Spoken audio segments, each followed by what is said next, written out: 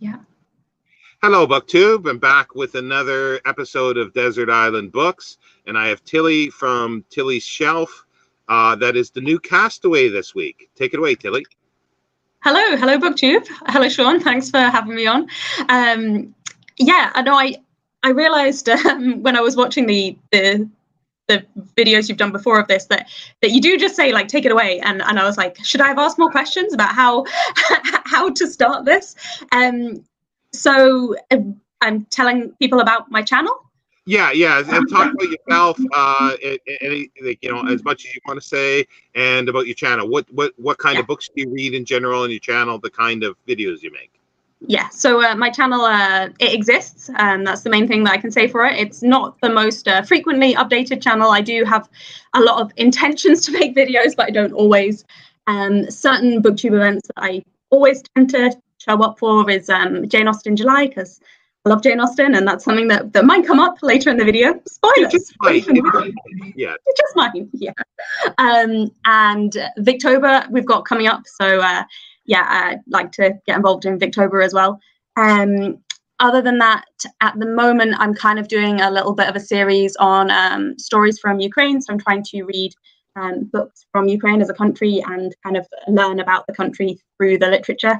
And I've done series like that a couple of times before. So I did it for Lebanon a couple of years ago because I was working in Lebanon at that time. So yeah, so that's one thing that I do.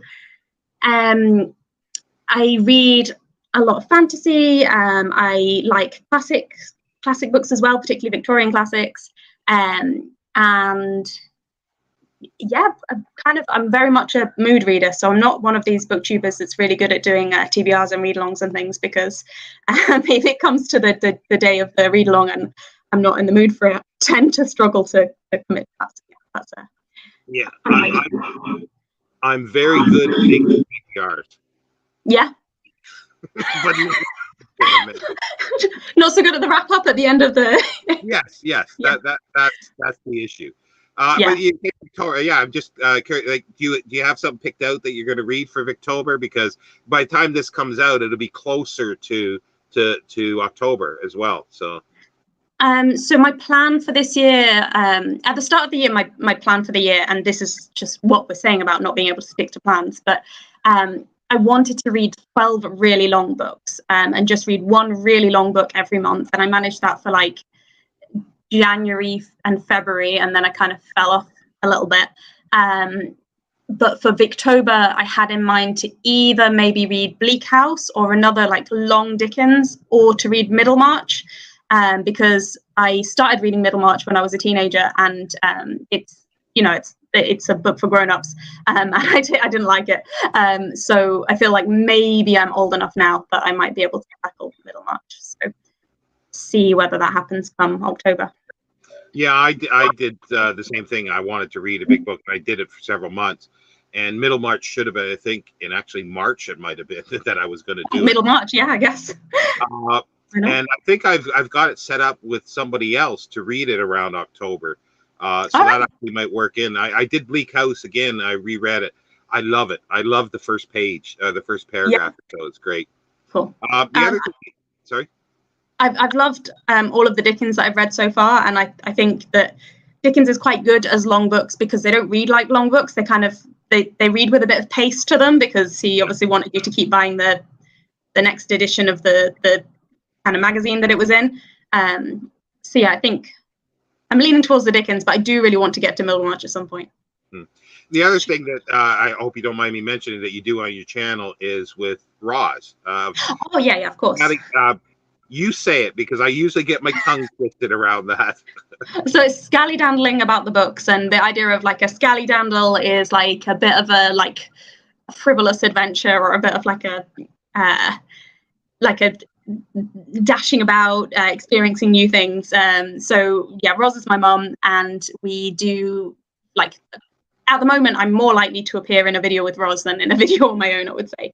And we do a series called Discussing Drama, where we talk about one play every month. We've missed a couple of months this year for various reasons. I've been working abroad for some of that time, but yeah, we've been trying to do a play every month for like the last couple of years.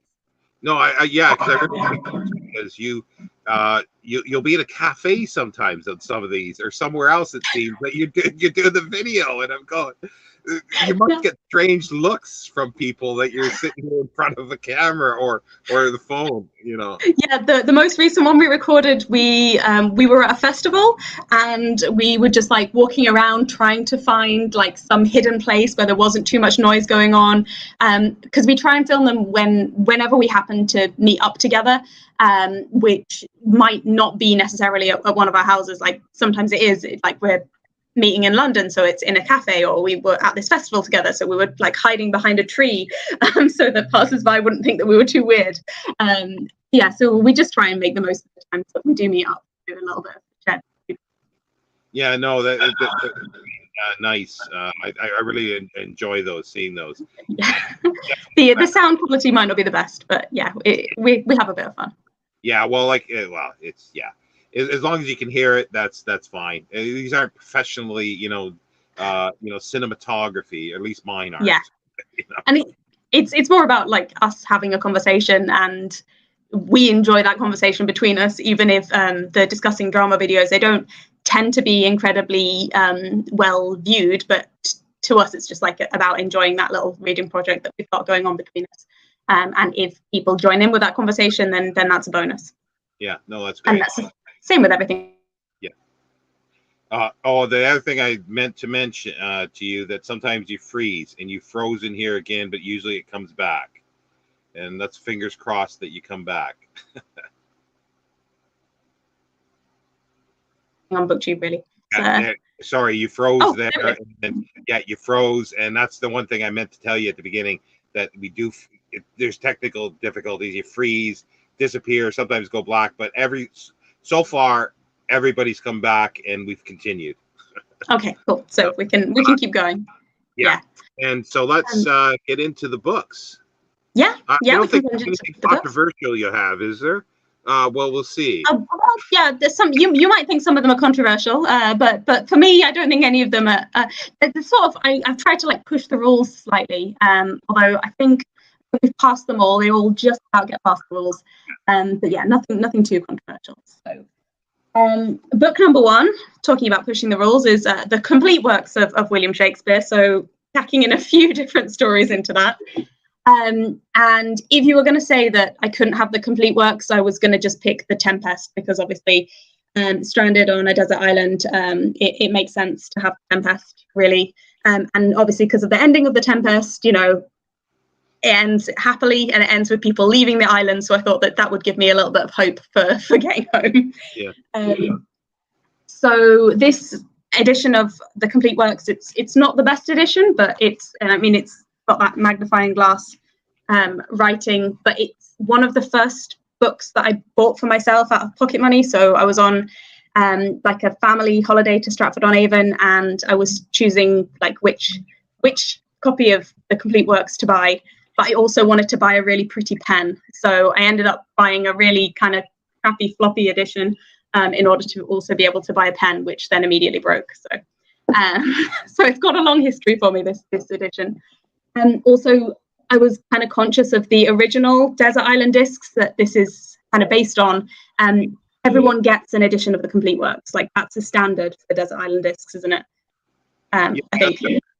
So they can't. Isn't it that they can't, when they choose their one book, they can't choose the complete Shakespeare, or they can't choose the Bible? I think it is. I thought that they get the complete works and they get the Bible, and then they get one other book. Yeah. So therefore they don't choose. They don't choose it as there. So you don't go in and say, "Oh, I'll choose complete Shakespeare." Oh, now I got 2. Yeah, exactly. Well, it's okay because you can rip up one for firewood, right? And then if it's thin enough, I suppose, and crunchy enough, we won't get into that. Kindling, yeah. So anyway, I thought this was a good one because I haven't read all of Shakespeare's plays, so there's some new material in here.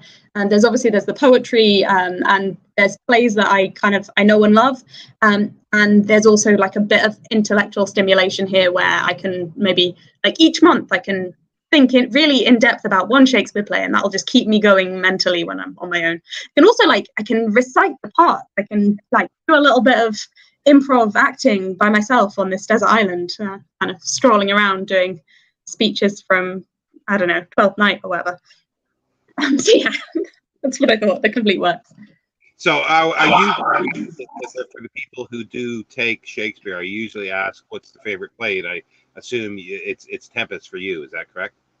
I love the Tempest. I really don't like picking favorites because I have different favorites at any given point. Like, to give a favorite selection, I love the Tempest. I love King Lear, and I love 12th Night. So that, you know, I'm going to immediately, like, in a few minutes time be like, oh, why didn't I say this play or that play or the other play? But I think those would be like some of my top selection. But yeah, the Tempest, I thought, just because of the desert island connection and the idea that, you know, it could be years and you could have like a whole family and time passes, but, you know, maybe at the end you'll manage to get rescued and restored to your rightful place in society or something. It really depends, like, why you've been put on this desert island in the first place. Like, what have I done? What have I done to make me need to be thrown onto the desert island?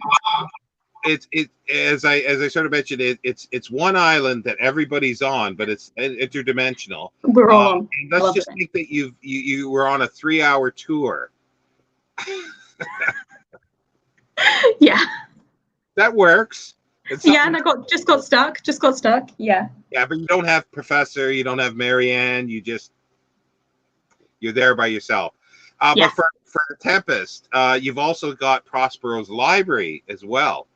Yes, that's true. There. Yeah, and you know, he's got some kind of magical abilities going on, and it would be handy if you were stuck on a desert island. It would be handy to be able to kind of like summon some spirits and things to help you out, and control the weather and all of that. So, you know, those abilities would be nice. Have you seen the Tempest? Because you do go to plays, as you say. Have you seen the Tempest live with actors? Yeah, a couple of times actually. When we were in secondary school, my brother Alfred, he was Prospero in one version. So I think I've seen Alfred as Prospero, and I've seen a version that was on National Theatre Live. If you know, the National Theatre when they record it live. I saw one of those a couple of years ago, which was really well done. And actually seeing it, the live version where it was recorded, they were able to kind of like focus in on some of the magical effects and made it maybe even a bit more effective than it would have been on the stage. And I think I've seen it just as a normal stage play, maybe once as well. So a few different versions. By the time many viewers will see, I've never seen a live Shakespeare play, even though I love Shakespeare. Yeah. Wow. I want to rectify that. I was in about 4 or 5 years ago. I was in Stratford upon Avon, and I think being done with what's his name? It's the Scottish Doctor Who. David Tennant. David Tennant. Yeah. I think he was playing Hamlet, and I thought, oh, this is a good chance. I was there around Christmas. I think, you know, there weren't tickets available for months, so I was like, oh, that's not going to work. He did. I think he did at the same time as he did Hamlet. He did one other. And it might have been Love's Labour's Lost. And I saw him in both, actually, while he was there doing them. Absolutely fantastic. And you can see that version of Hamlet. They recorded it. And I would definitely... Have you seen a filmed version of a Shakespeare play?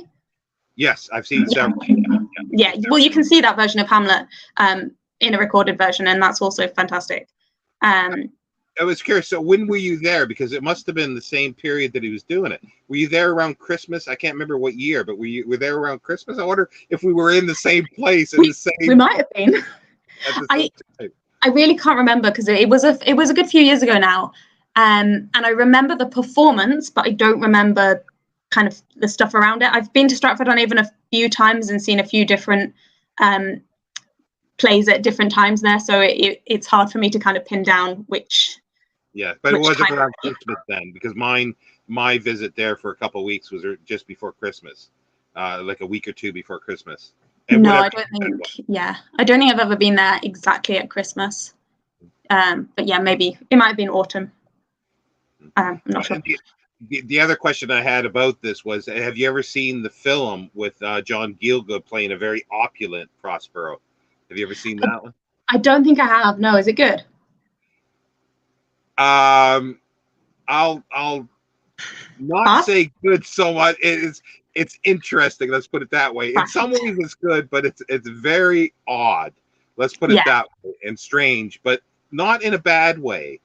But whether it's actually good, I would have to see it again. It's quite a while ago since I've seen it, so I'm not sure.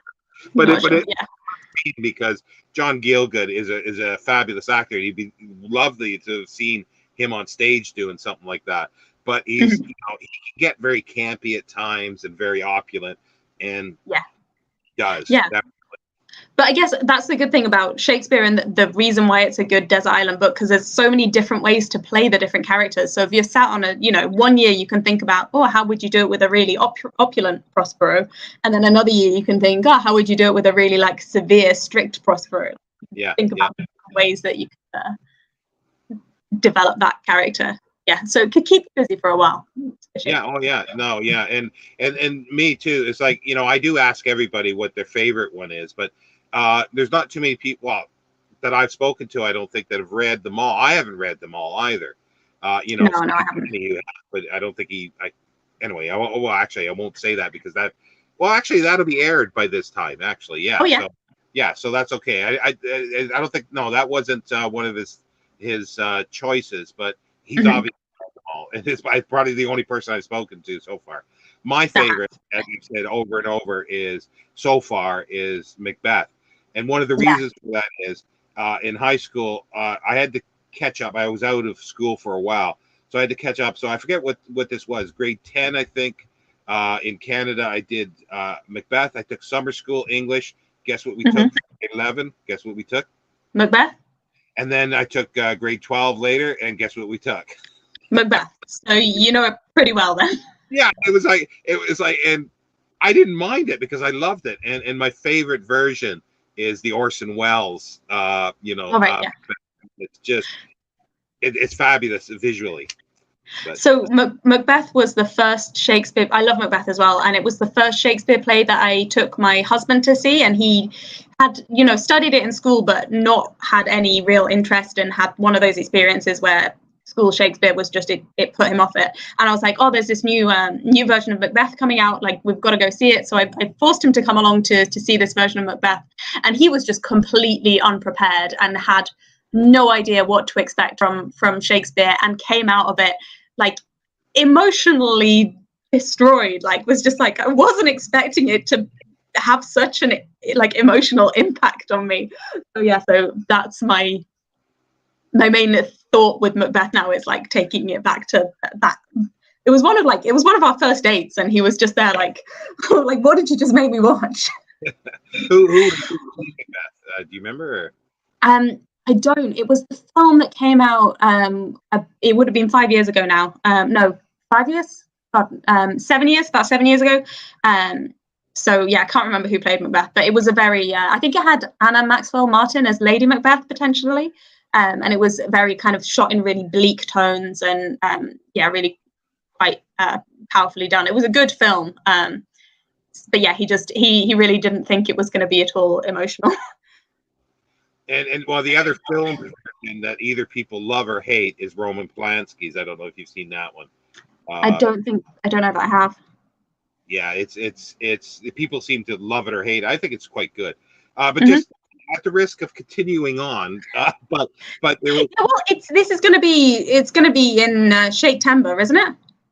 So it's all right to.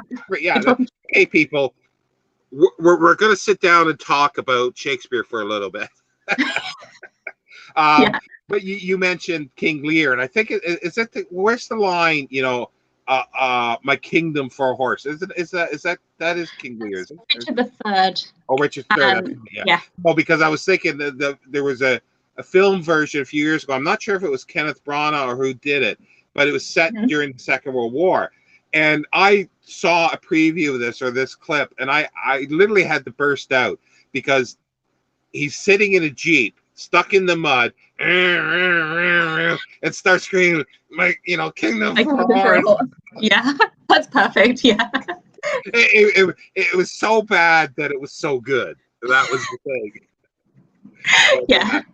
That's great. Cool. Yeah, Like, Richard III is a great one as well. Yeah. I've enjoyed that. So yeah, many treats in the complete works. So yeah, that's a good one for keeping things going on an island for a while.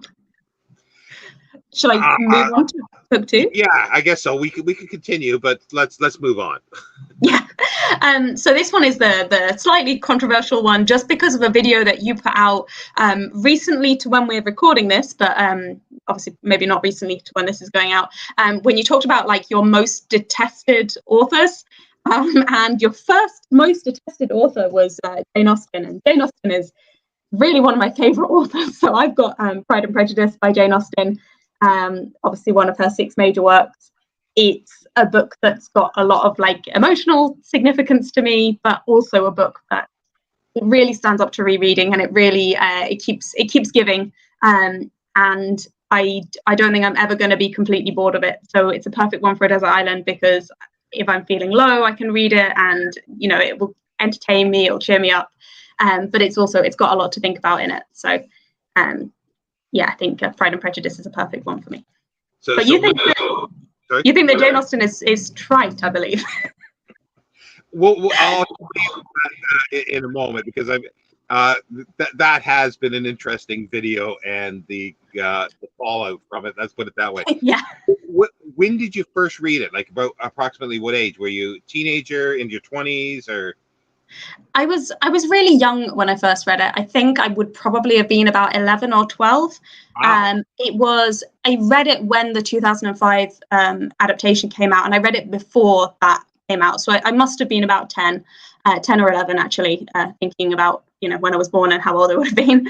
And the first time I read it, the first few times actually, I can't even count how many times I've read it by now. I really just read it as a romance. And, when you're kind of 10, 11, 12, like particularly as a young woman, you've got this kind of romantic expectations, I suppose. And you've got the whole kind of Disney princess, like Prince Charming type thing. So I really read it in that slightly simplistic way, where it's about like 2 people meeting and falling in love despite the obstacles.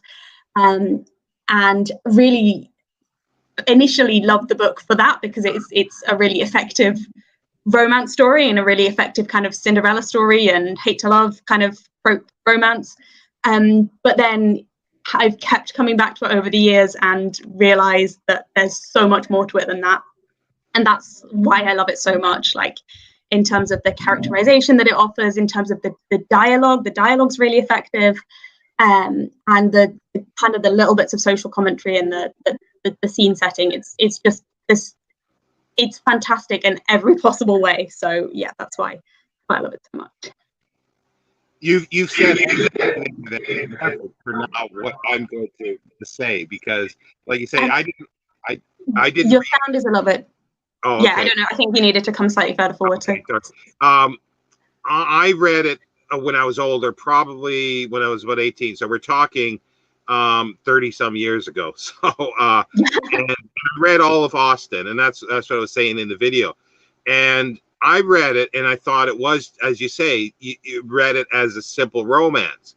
And that's all I saw in it at the time. And then other people telling me other things after I'd sort of left it all behind, like a few years later. I go, no, and that's where I'm saying, like you say, on your rereading, you start seeing other things. And that's the whole thing. In the video, that's what I was.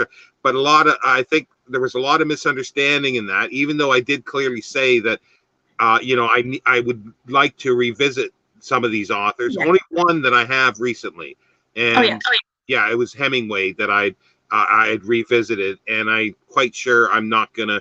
Well, there's a couple things that I do want to read of his that I haven't read yet, but I'm not going to place him high up on my list, I don't think, as a great author for various. He's going to be a favorite.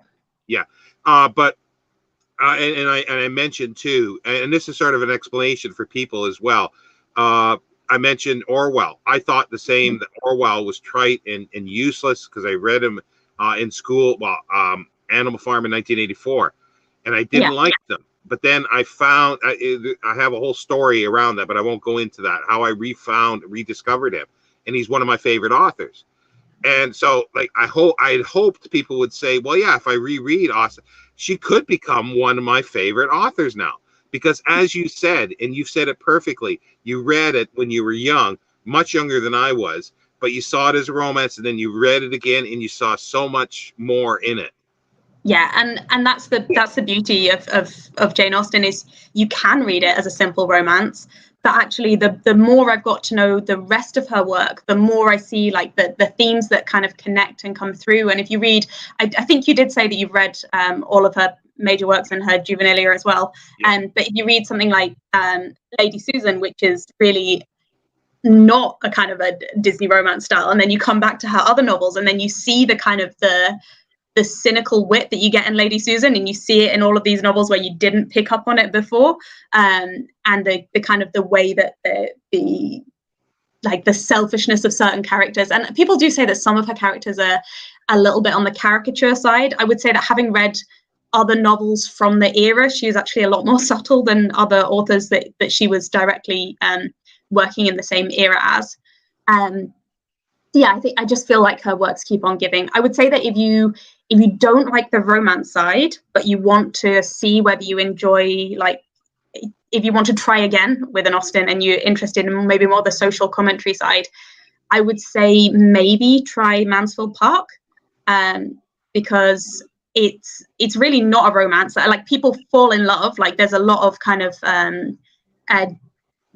affection and also desire that goes on, but it's not like the romantic side is quite disappointing, but the group dynamics and the idea of that you've got this group of 20-something-year-olds, like late teens, early 20s, with very little effective adult supervision, who are just running around this stately home, all kind of falling in love with each other, or like trying to manipulate each other. I just think that's fantastic. And she refers to, like, a lot of her scenes have got little nods to other books as well, like little bits that kind of refer to scenes in Shakespeare or scenes in other things. So I just think that book is so cleverly done. It just, Pride and Prejudice has also got the romantic, so that's why I would pick it, My Desert Island with me. Yeah, no, that's every time. Oh, hearing myself back. I back. volume down slightly. Yeah. Oh, hang on. Sorry. Like I said, it's a new laptop, so. No, it's just. Yeah. Is that better? If I lean back, can you still hear me now, or? Yeah, I can hear you all right. Yeah. Yeah, that's good. But yeah, that's like every time, Jane Austen is very popular on these. For many castaways have chosen Jane Austen in various forms, Pride and Prejudice or something else, and every time I'm learning something more that I think I started thinking differently about this because I was quite active about 8 years ago on Twitter, and there was somebody that I was going back and forth with, and we started discussing in the DMs about Victorian literature, and I really just went crazy on saying how bad it was, because up until then I never even thought anything else about it.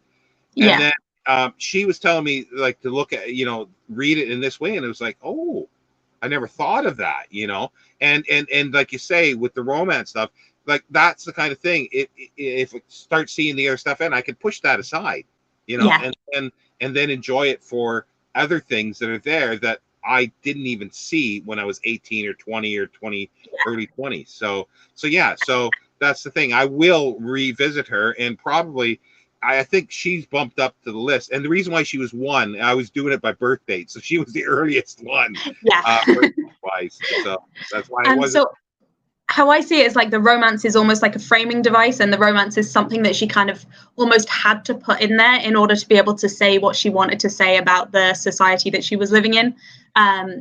So although the romance is really, to me, very effective, it's just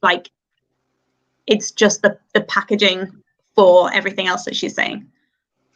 Yeah, and that's great, because there's you mentioned fantasy, so I'm going to digress here a little bit, but one of my favorite science fiction sort of cycle is the Hyperion cantos by Dan Simmons. And the first book, Hyperion, I know people have read it. Oh, it's just a space opera. That's the framework. And if you all you want to see is the space opera bit, you can enjoy the story. But Yeah. there's so much in other layers, and that's you've just said the exact same thing for Pride and Prejudice, or probably most of her novels. So yes, she's definitely popped up to, when I reevaluate another author, I think she's going to be at the top. Yeah. So Hyperion, my husband just read that actually, and I think he probably had that just a space opera kind of reaction. So I was thinking, oh, I won't bother to read that, but actually maybe I should reconsider and give it a go. There's so much in it, and if do you like Keats as a poet? I do, yeah. I love Keats, and I was getting that. I was assuming that was a reference there with the. Yeah, there's lots of that in there, and so much other stuff, religion, philosophy. You know, we could talk for the next 3 hours on this, but we won't. Yeah, we'll focus. Oh, yeah. The one other thing behind Pride and Prejudice, or the two other things, I guess, is it's Jane Austen is something that I really share with Roz. So it's got this connection to my mum, but it's also the first book that I read aloud to my husband. So again, it's got like that kind of connection to family members, and stranded on a desert island, I'll want something that kind of reminds me of yeah, there's a lot of jokes in Pride and Prejudice that me and my husband will refer to on like a weekly basis, of like little funny remarks that Jane Austen makes that we make to each other. Yeah, secret code that when you're out in public, people will go, they're strange. Yeah, just a little, but yeah. Okay, we're like half an hour in and we've only got through 2 books, so maybe I should pick up the pace a little bit.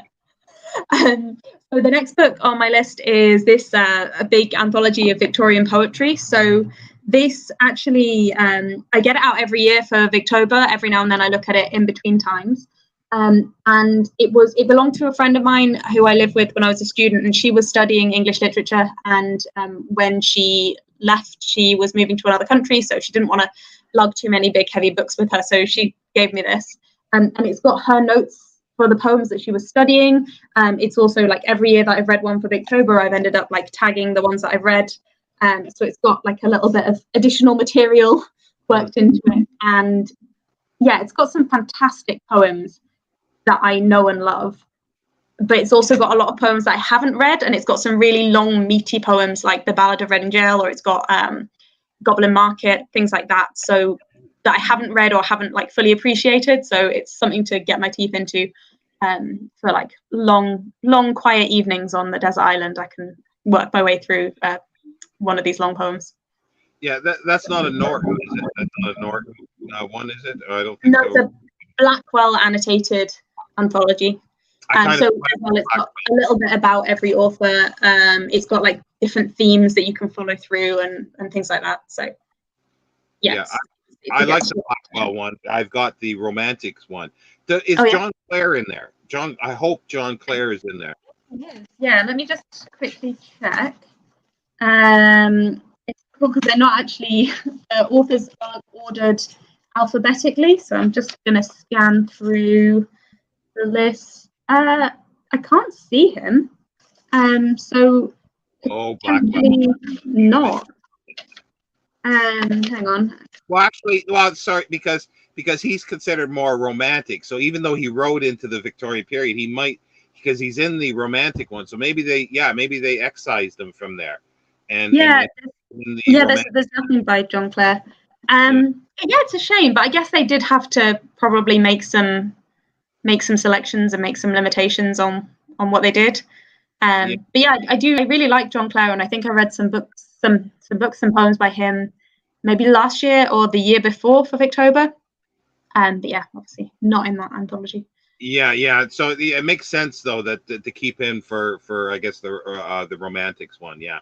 But I was curious, but I've never seen that one. Because I do really like the Romantics one. So I like it more than I do have all the the Oxford Victorian ones. The Oxford verse, and I have all those. And and I have the Romantic one, but I like the Blackwell's one much better for the Romantics. Right. I'm sure that one sounds as good, if not better, than the Oxford one, and that's sort of almost a sacrilege to say that, you know, Blackwell's is better than Oxford. Well, I've never. Well, I don't have any like Oxford anthologies of. I think I've got this books for specific poets, but not like anthologies or collective. This is the only like really big poetry anthology that I've got, apart from the one that's got the poems that I studied for GCSE.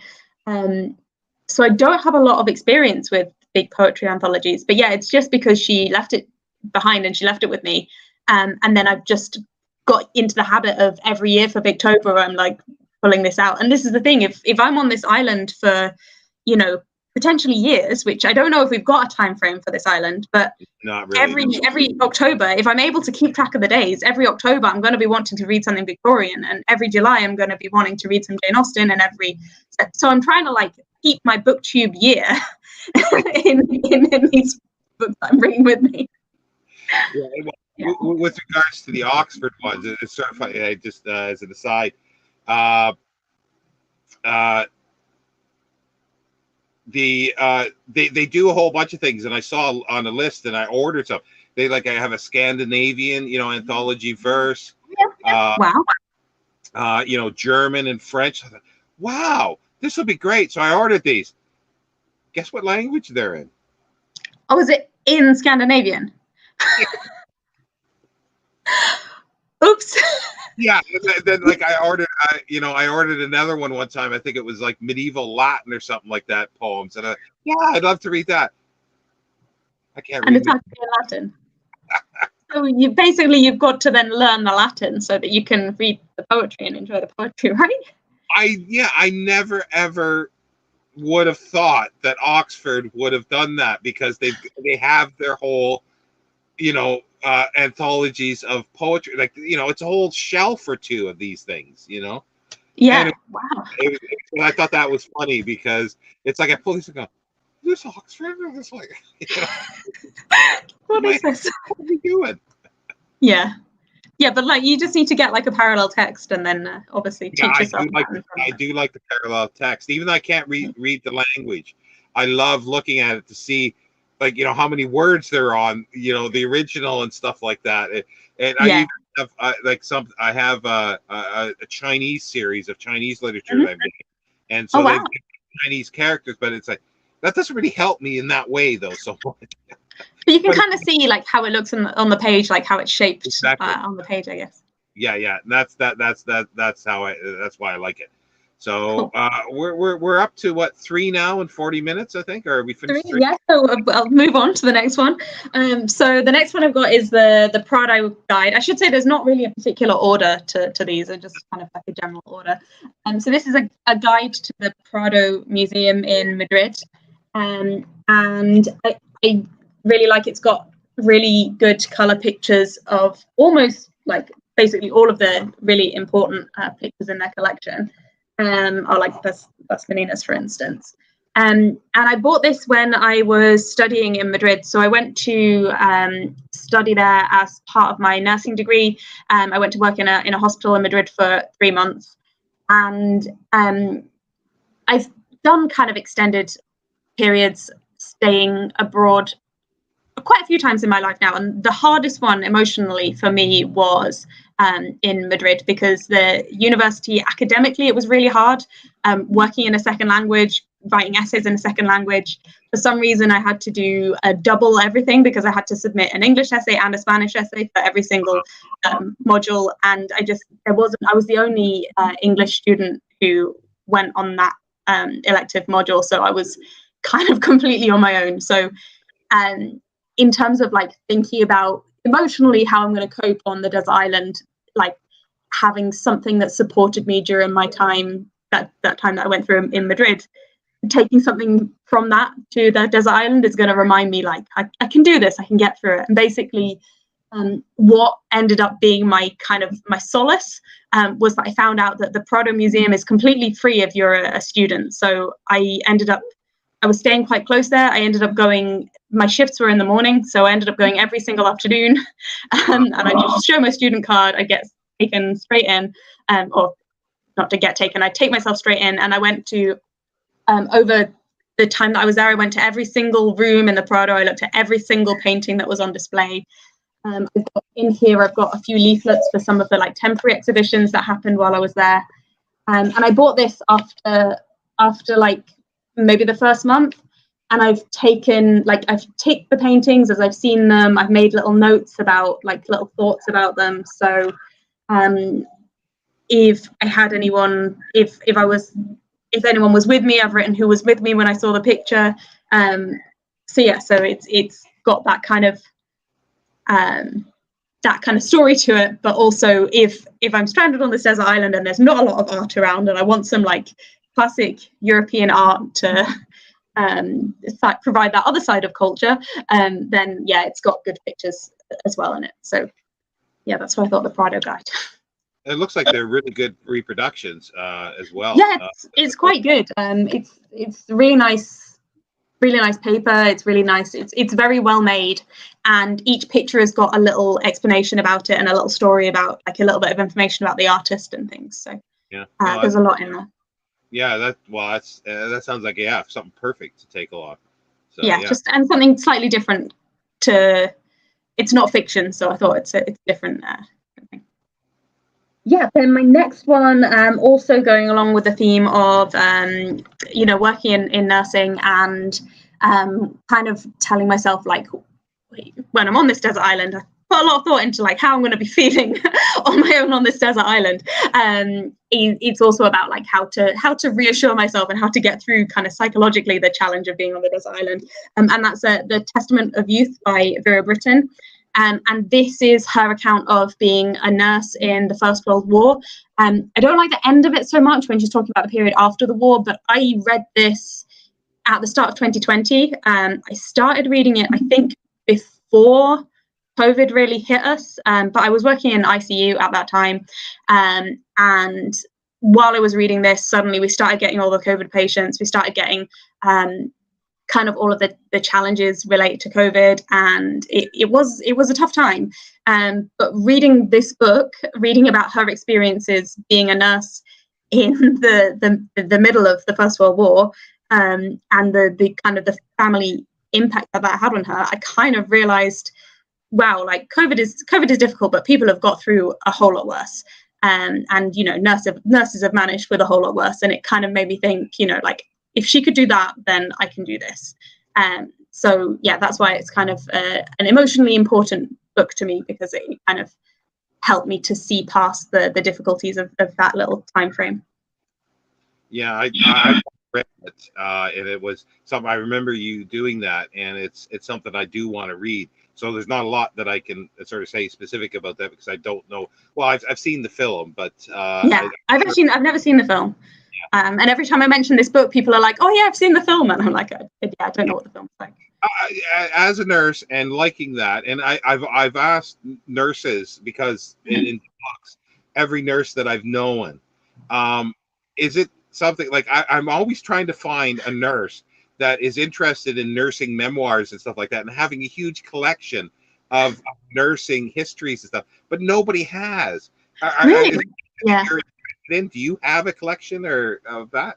So yeah, I don't know whether I'd call it a collection, but I do like medical memoirs. I do like stories of nurses that have come before me, and kind of I see myself as like part of that kind of process and that movement. And yeah, like I've read from like Florence Nightingale, like going on through time. I read my grandmother was a nurse during the Second World War. I've read like a nurse diary from the Second World War that wasn't my grandmother, but just to give myself some kind of an idea of like how it was when she was training. And obviously at the moment there's like a plethora of medical memoirs. They're so easy to get hold of now. So I've read a few kind of junior doctors, and also a couple of nurses that have done things like that I'm quite interested in terms of like humanitarian response nursing and things. So when I read something like the Vera Brittain, I kind of see that as like part of like nursing as a like a wider movement that I'm just like one little part of. And for her, like she felt like she had a duty to respond in the First World War, a duty to train as a nurse and work as a nurse. And at that time, and that was what brought her into nursing. And to me, then looking at nurses that have come before me to do like Florence Nightingale going to the Crimea, Vera Brittain going and working in France and various other places that she works. Like when I look at the things that I can do in terms of, like, I recently won't talk too much about it, but I recently worked in Ukraine. I look at the nurses that came before me and I say, they could do it, so I can do it, and I've got the right skills, and I'm gonna put myself forward and try and do my best in that situation. So yeah, I do like the kind of the nursing memoirs for that reason. Yeah, because I find some of them interesting. Well, a lot of them interesting, and I always thought it would be lovely to have a concentrated group of ones, but during conflicts, because that's what I find is very interesting. Like this one, and Florence Nightingale, and then there's sort of memoirs or histories of nurses in the Boer War, Civil War, and other ones, I think, from the Crimea, and all sorts of ones from all over the world. And I think last October I read Mary Seacole. I can't remember what it's called now, but her memoir of going to work in Crimea as well, and had that as another kind of aspect, and you see kind of another dimension to the idea of a nurse going to work in conflict, and the approach that she takes that's really different from Florence Nightingale's approach, obviously because of the challenges that she faced, and it kind of gives you a bit of perspective of the different ways that different characters and different types of nurse manage in those different situations when they're put into that kind of that conflict zone or that challenging area of nursing. Yeah, because there's also, if somebody wanted to, they could expand it to doctors, as you say. But to me, the nurses are more interesting, because doctors usually, how often are they with the patient? They're just there for small periods of time. In comparison, the nurses see the width and breadth of the care, and so you get more of a overall story, I think, with that. And that's why, like, I sort of love it. I'm really wanting to meet somebody that has a nice collection, and then look through and what other stuff. Yeah. Well, like, I mean, I can bring out I do have a lot of doctors' memoirs as well, because it is easier to get hold of doctors' memoirs, I found. But yeah, I like the range, and like you say, they kind of focus on different things. So I've got one, I can't remember the author, but it's called War Doctor, and he worked he does like trauma surgeries and stuff in conflict zones, and it's all about the drama, and it's all about like these moments when he's like pushing on a bleeding wound while bombs are going off around him, and like it's great, but it's super dramatic, and it's all about the surgery, and it's not so much about the patient as an individual. And I think that's what you maybe get from the nursing memoirs, is you might get like things that they've written while they're like the very private diary diary that I read from the Second World War, where you get things that she's written while she's sat on a night shift, sat beside a patient's bed, and she's just got to spend the whole night with that patient. And that's something that I've been there myself, so I like having that side. Yeah. Well, there's a series, or at least one, of your collection talk about this. I'd love to see that. I'd love to see that somewhere. Yeah, reflections on nurse memoirs. Yeah, because your experience, you're perfect to do that, because then you can relate to it and what you've related to, and I'd love to see that. And everybody else, if you want to see Tilly do a bunch of videos of this, do comment and re-comment. Let me know and persuade me that I should do it. Yeah. So anyway, that was Vera Brittain, and that's why I wanted to put that one in. Then the next ones are slightly less, probably a bit less emotionally significant, I guess. So the next one I've got is the Earthsea Quartet by Ursula K. Le Guin, and I've only read the first one of these. So like I said at the beginning, I like reading fantasy. Fantasy is something that I really enjoy. And I wanted to make sure I had at least some fantasy with me on this desert island. And obviously the first book of this, it's set in an archipelago, so he's moving between islands. So there is that island theme running through it, but there's also 3 books in here that I haven't read. So I think this is going to be good novelty value for me. If I try and space them like a year at a time, then I can have something new to read once a year. So that was really just to tick the fantasy box. So I had something that would take me to another world. And I just find as fantasy goes, it's really well written. The first book, and one that I love. So. Yeah, I few people have bought books that they haven't yet read, and I like that idea because especially in something like this, you know that you like the author or that series. I've read the first 3 books. I read them a long time ago. I've never read the 4th book, and I think there's something else. There might be some short stories, but I might be wrong there. But I never think there's a few more actually. Yeah, I've only read the first 3, and that's it. And again, it seems for me this past year, ever since I got COVID and had my heart attack last year, it's been 90% of rereading. That's all I've been doing is rereading pretty well.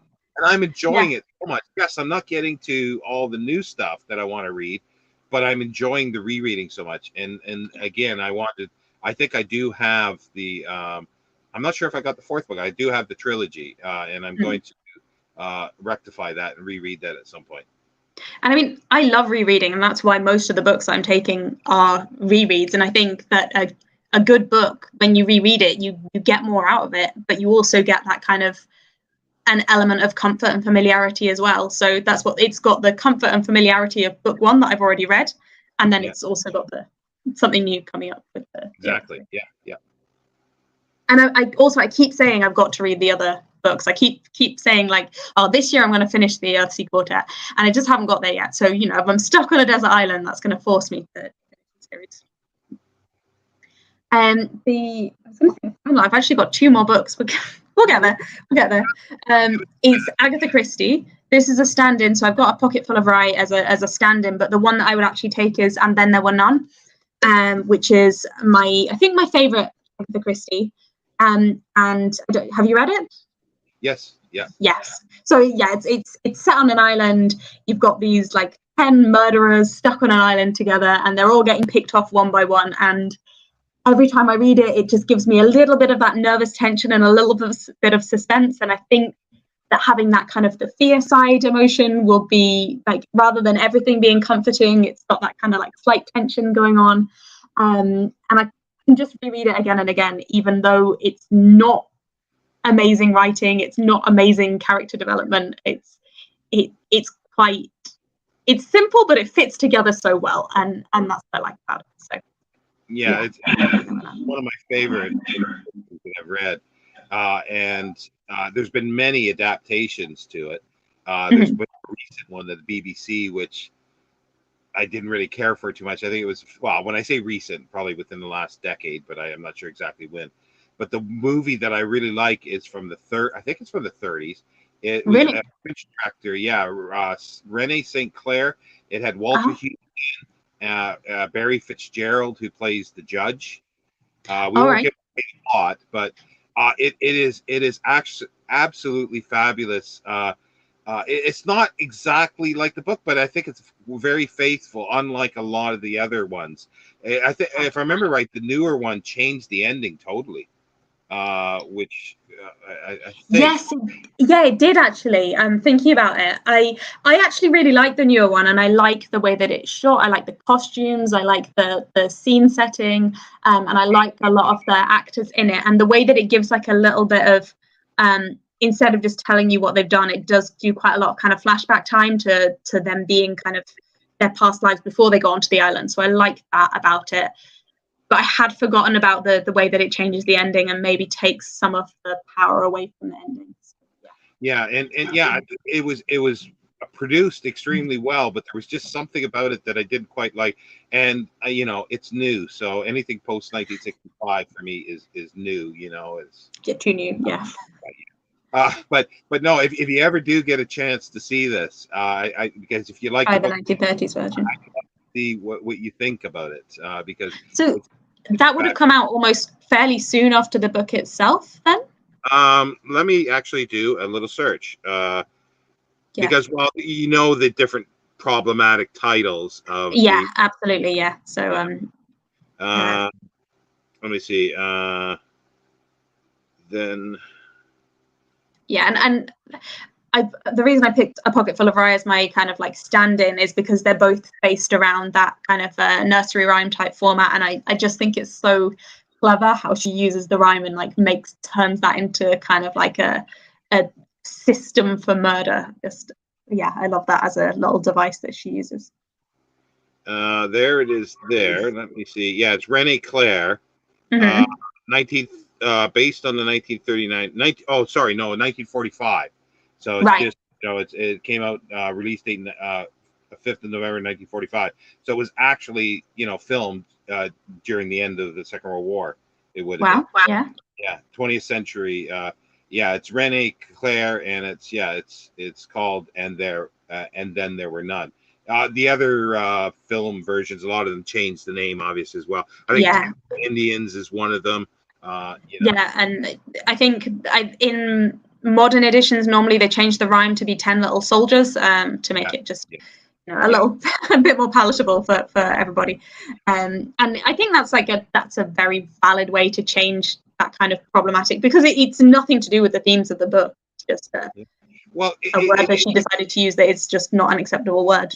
The interesting thing is, because you had that original the rhyme scheme, and then they thought, okay, well, maybe that's not acceptable. We'll put Indians in. That's okay. Yeah. And then like a couple of years later, they were like, hang on. Yeah. So that's an interesting progression, or I guess it's a progression. Changing through culture over time. Yeah.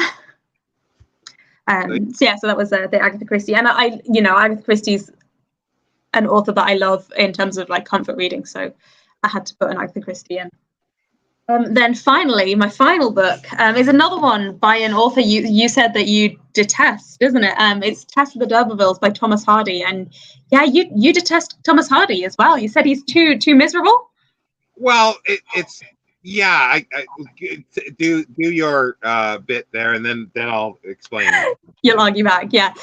So Tess of the D'Urbervilles, I read it maybe when I was about 15, 16. I then studied it at college when I was like 16, 17. And actually, in terms of like people hating Thomas Hardy, like my class was completely split between people who loved the book and people who really, really hated it. And I was firmly in the love the book side. But it was quite good actually to get that opportunity to debate, like with sort of like my best friend loathed it, and she really hated Tess as a character, and we'd have these like really big debates about like is Tess a passive character? Is she too does she just go with what people put on her? Is she too passive? And now looking back, I'm kind of like, are we too harsh to Tess in terms of like she's a victim of kind of multiple forms of abuse? If we turn around and say if she's a passive character, are we kind of like devaluing the strength that she has and the way that she does deal with things? I personally don't see her as passive, and because you see her kind of like everything that goes wrong, you do see her picking herself back up and saying, right, I'm going to go and get a job in a dairy. That doesn't, no spoilers, but then she's like, right, I'm going to go and get a job on another farm. Like she just keeps going. So even though she might not be the most heroic character, I really do admire her resilience and her ability to kind of keep going. And I just love Thomas Hardy's writing style, and I love the description, and I love the different characters that he builds in, and the rural characters, and the different classes of rural character that he fits in together. So yeah, that's one of the reasons. And this is also, my mum got me this copy, this nice cloth bound, I think is it folio edition? The Folio Society, and it's got wood engravings in it as well. So so that's a nice copy to take with me in terms of it's got that emotional story as well. Yeah, the community has done several sets of them over the years. They've done all of Thomas Hardy. But yeah, like as I said earlier, I read this again when I was probably in my mid-20s, I think, when I read a lot of Thomas Hardy. And I'm no stranger to reading books where there's bleakness in it. I just sort of thought that I felt, at least reading his stuff then, was that he was putting the bleakness and the hardship in for the sake of doing it. Yeah. And I think it depends from book to book. And I don't know which ones you specifically read, but I recently, I think last year or the year before, I read, it would have been, it was just before I finished it when I was in Lebanon. So it would have been 2020. I read Jude the Obscure. Yeah. And I did find Jude the Obscure it's just like at times it's just a little bit gratuitous, and it is just a little bit too bleak. And the suspension of disbelief for me, I kind of lost it. Like I kind of stopped thinking that this was a realistic progression for the characters. Yeah. So I didn't like Jude the Obscure so much, but everything else that I've read by Thomas Hardy, and like Far from the Madding Crowd, Tess, some of his poetry and stuff, I do think that he manages to balance it and put enough that is realistic about human nature in there, as well as the negative stuff. But yeah, I guess that's everyone's going to experience that slightly differently. Yeah, well, those are the ones I read Baskervilles. But I do want to say I do like his poetry, and that's something I didn't see in the thing. And it's the same as the Brontes. I really like their poetry, but I don't I don't like their or at least, again, these are memories that I have from this, and like I haven't revisited these. But getting back So typically with the Brontes, like I find their poetry, like people tend to say like Emily's the best poet, but I find her poetry often a little bit, simplistic and melodramatic, and it is, but it's I just get a lot less out of their poetry than I do out of their fiction. But yeah, I guess different. It could very well be reread the novels, and it could very well be that way. But with Hardy, like Jude the Obscure, that's the one that comes to mind all the time when I say that. And then I think that was probably the first one I read. So that colored everything else. And then I noticed too, and I mentioned this in the thing, where there's a lot of he uses a lot of allusion to classical mythology. Yeah. And it's almost as if it's like, oh, he's rewriting it or he's editing it and go, oh, let me stuff something else in there, and that's how I felt at the time.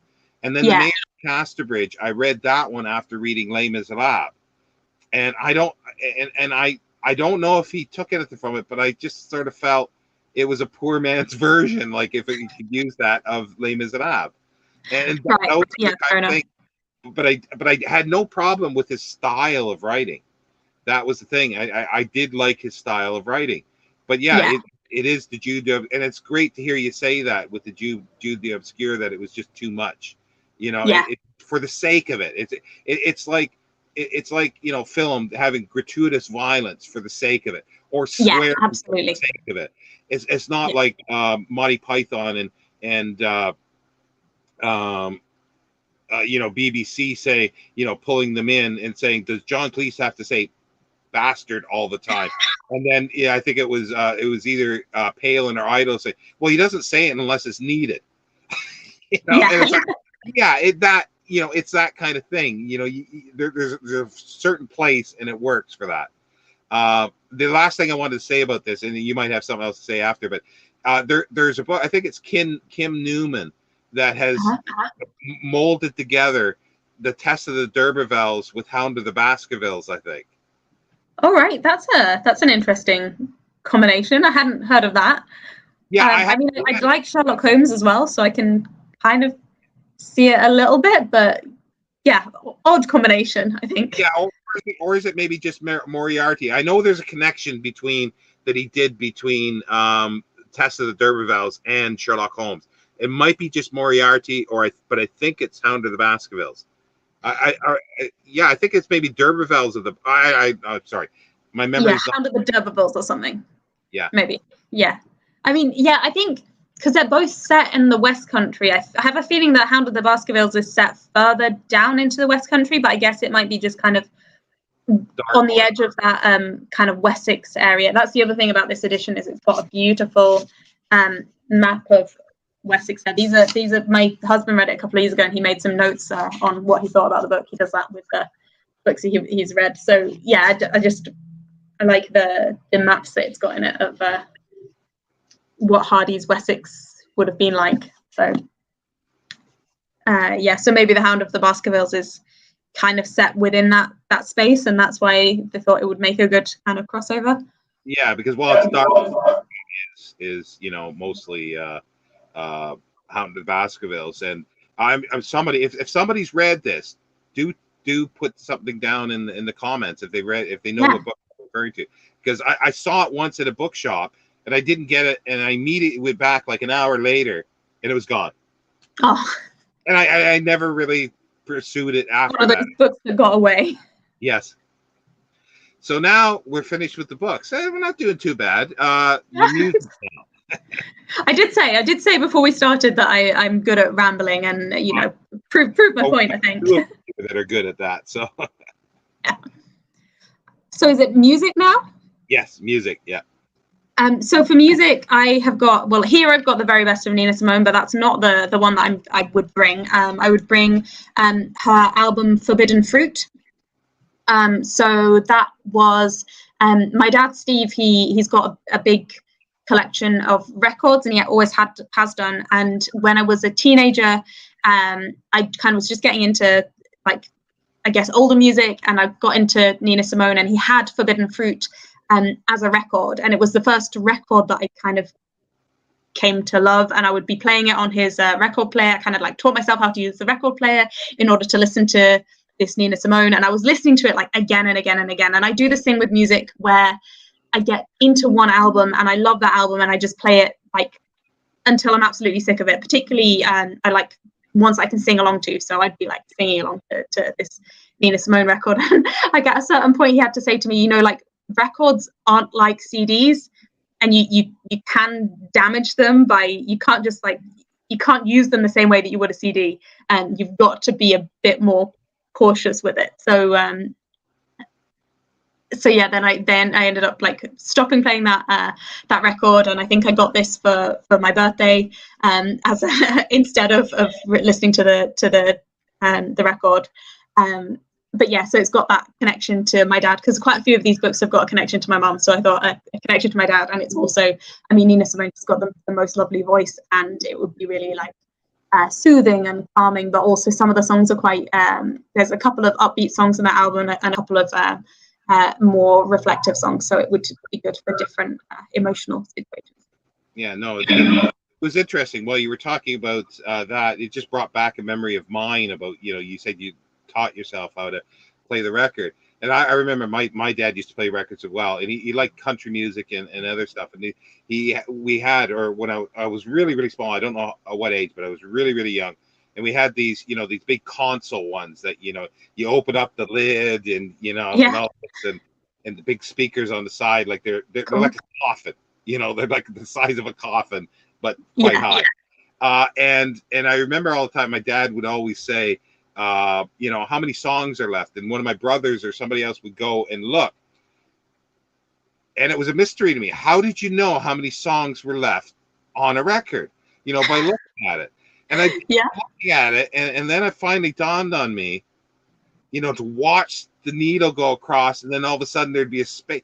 Oh yeah. Like, that's how it works.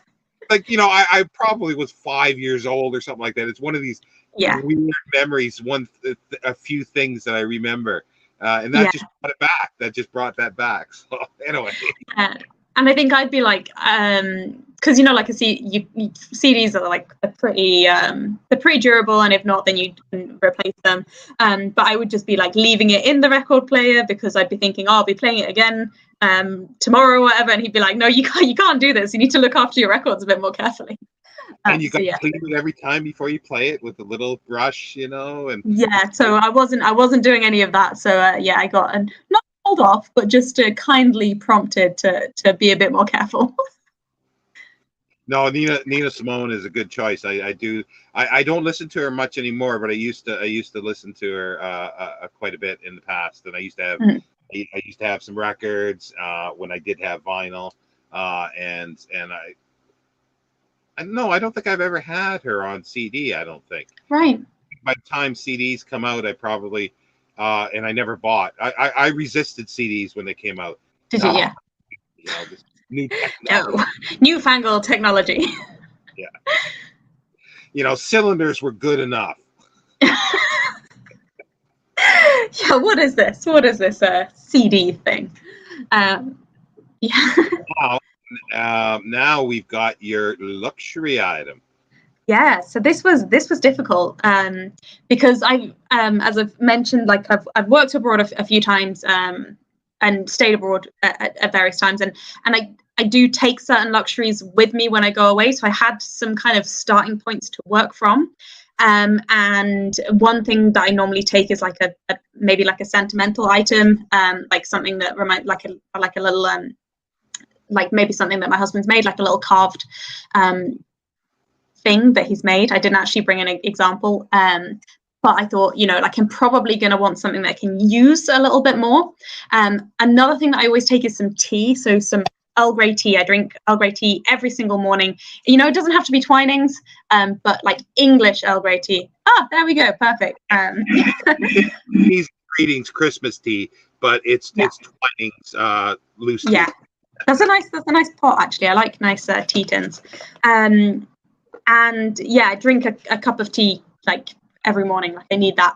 But then I was thinking like, there's a lot more, like if you're talking about like what luxury can you bring, there's a lot more to a cup of tea than just bringing some tea bags or some loose leaf tea. Like you need a mug, you need a kettle, you need to be sure that you can get boiling water, and you probably need, like I drink oat milk, but you need some kind of, unless you want your tea black, you need some kind of milk substance. And I can't guarantee that stuff is available on this island. So I thought there's no point bringing the tea bags because they might be useless.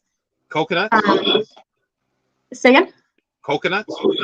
Yeah, but then coconut milk and tea, I'd probably just rather drink coconut water. Yeah, it's just, so that was one kind of thing that I was debating.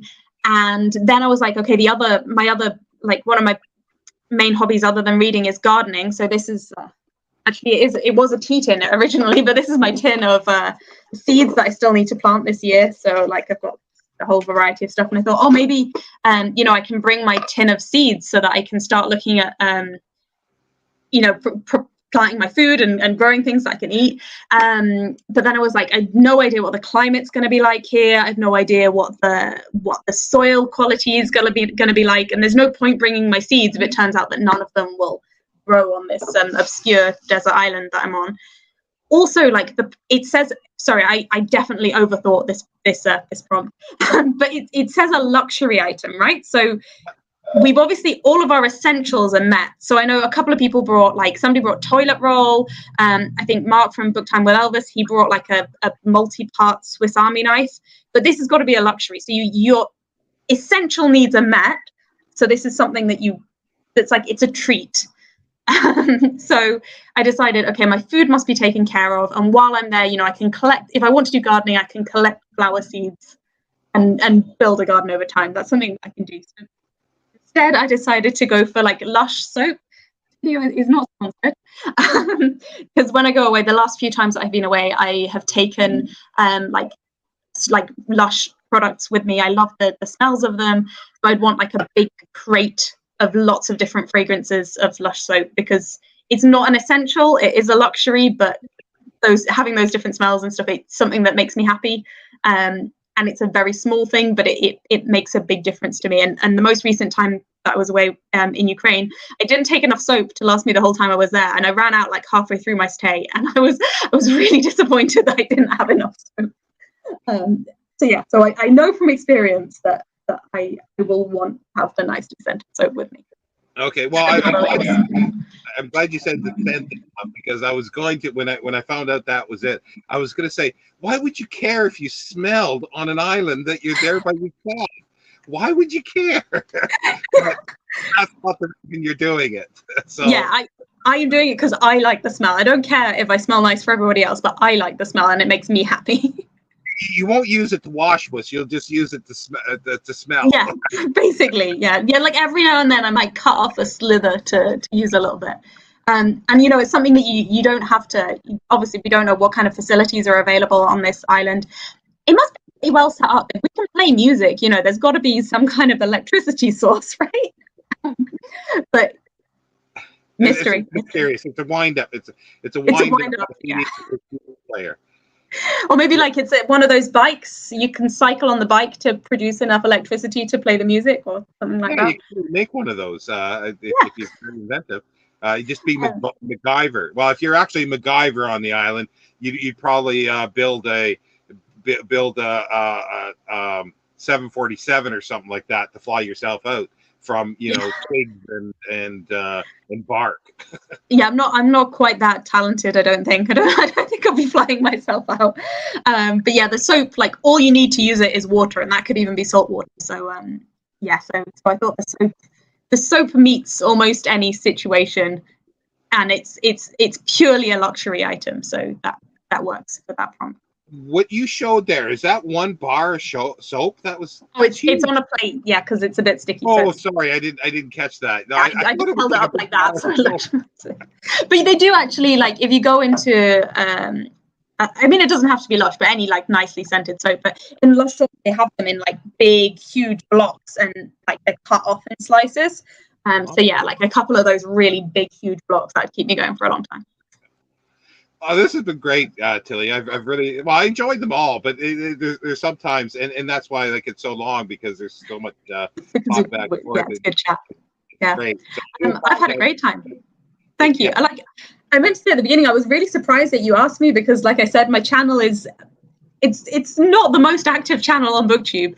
So I was like, why does Shawn want me to come do this? Like, I'm only halfway a booktuber these days. But yeah, I've really enjoyed it, and it's been a good like thought experiment to see. Yeah, that's the thing. It is a thought experiment, if nothing else. But yeah, and that's the thing, because I'm actually, by the time this comes out and after, there'll be some people that are not booktubers at all. That I'm going to have that I've known for a while, or bookstagrammers, people that I've known from Twitter, that talk about books on Twitter and stuff. So, because I figured, why just limit it to just booktube, Yeah, absolutely. Yeah. And I'm hoping to get a lot more booktubers eventually, because how many are out there, But hundreds. Yeah. Hundreds. Or thousands probably, but yeah, the thing is, it'd be nice to get. I'd really like to get some big ones that have hundreds of thousands of subscribers, but I don't think they would. But again, do they actually read books when they're in the millions of subscribers? I'm not sure if they do. That's a big question. They might. Yeah, if you can persuade them to come on and then see what their opinions are on what would be good Desert Island books. But yeah, that would be interesting. Different style of booktuber, different take maybe. Yeah, that's what I'd like. There's one that won't name the person, but I'm hoping to get them on, and we could you probably know who this is, that we could talk a long time about Jane Austen. I can guess. I think I can guess. I've emailed this person, but I've yet to hear anything back. So we'll confer after we finish the recording. And if you do know this person, if you've got contact, then please put in a plug. Put in a word, yeah. But is there anything that you wanted to say of things that are upcoming? We talked about Victober a little bit, but anything else on your channel that you do sort of see, September, October, November, December? So October time, I'm expecting, I don't know whether or not it's going to happen, but it's potential that I'll be working abroad again. And what I found last time I went away to work is that I didn't really have the energy or the internet connection to do booktube videos at the same time, which is why there's been a bit of a hiatus on my channel. But in the run up before I'm going away, I'm going to be trying to put out more videos about books from Ukraine. So if you are interested in that, come along and check that out. And I will almost certainly be doing some Victober related videos, probably some Victober poetry related videos. And yeah, if I get to either Middlemarch or Bleak House, there might be a mention of that.